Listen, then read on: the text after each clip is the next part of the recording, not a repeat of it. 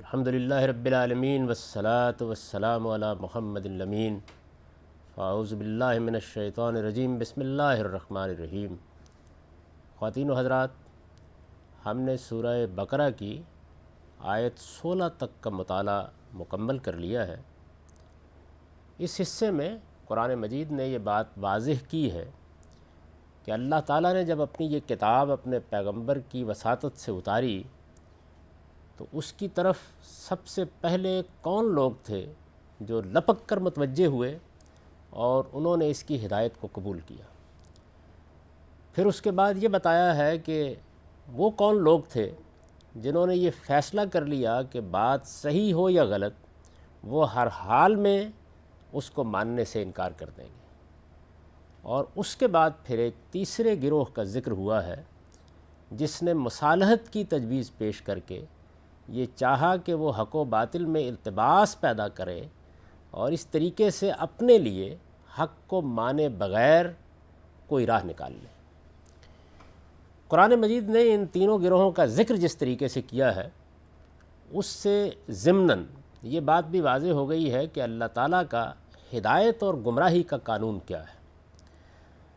یعنی ہمیں یہ معلوم ہوا ہے کہ وہ لوگ جن کو اللہ تعالیٰ نے ان کی فطرت میں ہدایت دے رکھی ہے اور پھر وہ اس کی قدر کرتے ہیں، وہ لاابالی پن کی زندگی بسر نہیں کرتے،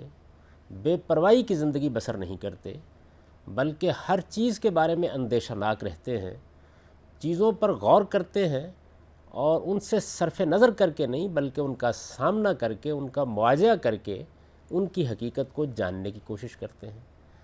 وہ اگر ان کے سامنے کوئی حقیقت آتی ہے تو اس سے آنکھیں نہیں چراتے بلکہ یہ سمجھنے کی کوشش کرتے ہیں کہ اس کا ان کی زندگی کے ساتھ کیا تعلق ہے۔ یہ وہ لوگ ہیں کہ جن کے اندر اس غور و فکر کے نتیجے میں، اس احتیاط کے نتیجے میں تدبر کی ایک صلاحیت پیدا ہوتی ہے اور پھر اس تدبر کی صلاحیت سے فائدہ اٹھا کر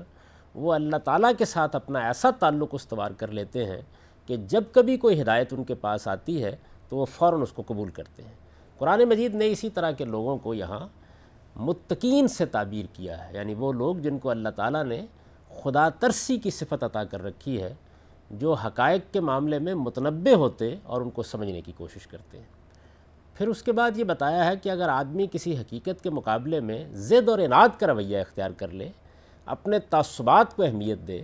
صحیح سے صحیح بات کو ماننے کے لیے بھی تیار نہ ہو، تو کوئی پیغمبر بھی اس کے لیے حق کو ماننے کا راستہ نہیں کھول سکتا۔ اور اللہ تعالیٰ پھر اس طرح کے لوگوں کو دنیا ہی میں یہ سزا دیتے ہیں کہ وہ ان کے دلوں پر مہر کر دیتے ہیں اور ان کے لیے حقیقت تک پہنچنے کی پھر کوئی راہ کبھی نہیں کھلتی۔ اور اسی کے ساتھ یہ بات بھی واضح کر دی کہ وہ لوگ جو حق اور باطل کے معاملے میں التباس پیدا کرنا چاہتے ہیں اور صحیح بات کے سامنے کھڑے ہونے کی بجائے اس سے گریز کے لیے ہیلے نکالتے ہیں، ان کو بھی اللہ تعالیٰ بالآخر اسی انجام سے دوچار کر دیتے ہیں۔ یہ جو ہدایت اور گمراہی کا قانون ہے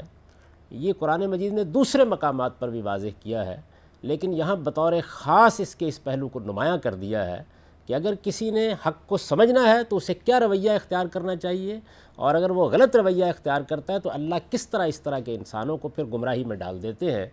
اس کی آگے دو تمثیلیں بیان ہوئی ہیں، یعنی جو بات پہلے بیان کی گئی ہے اسی کو پھر قرآن مجید نے تمثیل کے ذریعے سے واضح کیا ہے کہ حق کے منکرین کیا ہیں اور التباس پیدا کرنے والے کون لوگ ہیں۔ ہم اس کی تفصیل کریں گے۔